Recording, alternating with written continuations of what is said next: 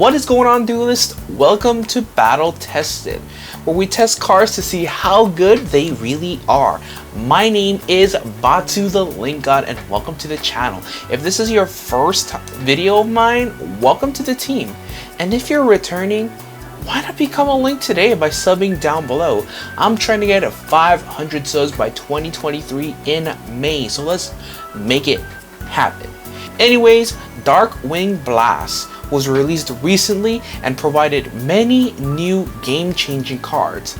Cards like Cash Tira Fenrir are soon to change the game, but there are 3 cards that deserve just as much attention as Fenrir.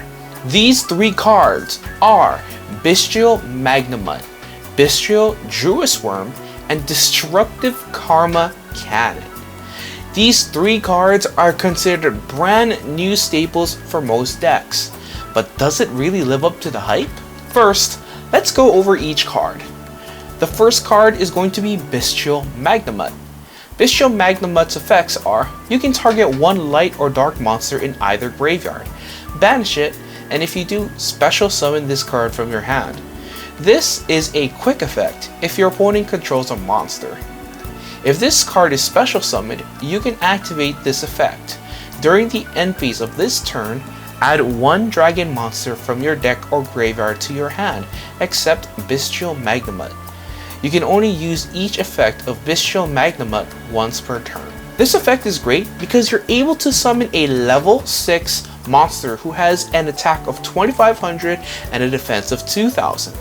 You can also special summon this card by using cards from either graveyard, thus whittling down the resources that your opponent has in the graveyard. This can effectively dodge effects that target cards in the graveyard. Bistro Magnum also has ways to add other dragons. This leads to our next monster, Bistro Worm. Bistro Worm's effects are: you can target one light or dark monster in either graveyard, banish it, and if you do, special summon this card from your hand. This is a quick effect if your opponent controls a monster. If this card is sent from your field to the graveyard, you can target one special summon monster your opponent controls, send it to the graveyard. You can only use each effect of Bistro Worm once per turn. Worm is also a very great card, as its second effect to target and send is very good for getting over tougher boards. The final card I wanted to talk about is Destructive Karma Canon, aka DDKC. This trap card's effect is: change as many monsters on the field as possible to face down defense position. Then if either monster controls a face up monster, they must send all face up monsters they control to the graveyard. This is a normal trap that is an active Book of Moon. This card also helps with taking care of unaffected monsters, such as Red Eyes, Dark Dragoon, and even the Arrival Cyber's Attic Nester. The reason for this is because DDKC is a non-targeting send that affects the player, similar to Evenly Matched. The reason why these cards are so powerful is the implications in duels. With many cards looking to send monsters, Magnum and Worms can become free bodies. In turn, this helps the player who controls or has these cards link summon or continue to extend or even go for game. DDKC, on the other hand, shuts off Floodgate monsters such as Scareclaw Tryhard, the Wind Barrier Statue, and untargetable and indestructible monsters. DDKC is a wonderful board breaker, flipping monsters face down and negating on-board effects. Remember, most cards flipped face down do tend to forget their effects, so effectively flipping a card face down is just as good as banish and sending. But those reasons alone does not mean that these cards are good. Let's take a look at some duel replays. But before we take a look at these replays, let's take a look at the deck that I'm piloting. The best deck that uses these cards are the Live Twins. This is because the Live Twin monsters have great in-archetype destruction and sends, as well as a ton of extenders. If you want to get more into it, don't forget to subscribe down below, because I will be having an updated deck profile if you're strictly wanting to play only Live Twins.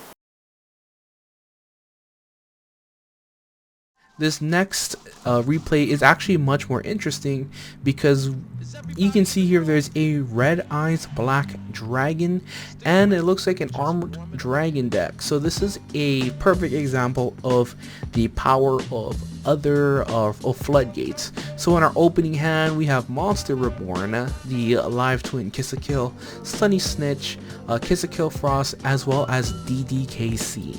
So we're entering the draw phase here. I went ahead and set DDKC as well as activating my Sunny Snitch. Off of Sunny Snitch, I went ahead and added my Lila Treat. Then I normal summoned my Kiss-a-Kill. Use my Kiss-a-Kill's effect to bring out Lila. Then I will special summon the other two upgraded or teenage forms of the twins here. Afterward, I link those twins into Dagda, and then I link into Kiss-a-Kill. I trigger my Kiss-a-Kill effect, which also triggers the Dagda. So of course, resolving the chain, Dagda will set the scythe, and then my Kiss-a-Kill, or my Kiss-a-Kill will bring out, I choose the Lila Treat. It could have been anyone, but I just chose that one. And then I link my Dagda off into our favorite girl.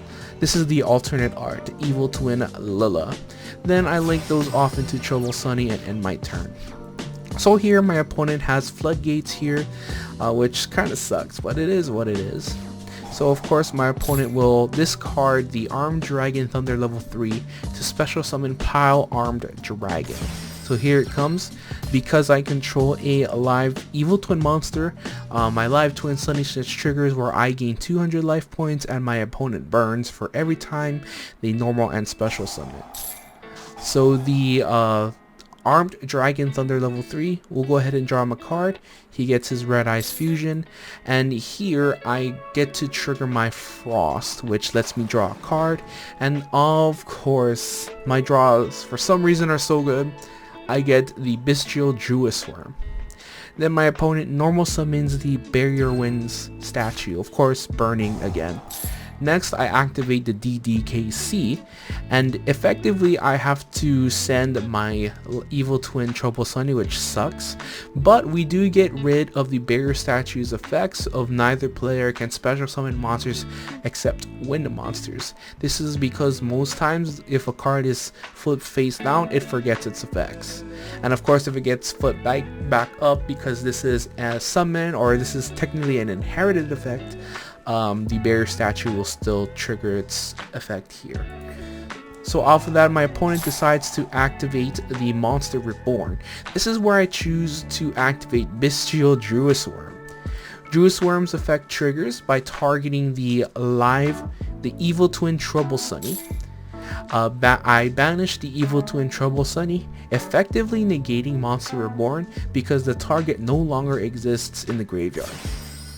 So there, as you can see, it resolves. My opponent is not able to special summon.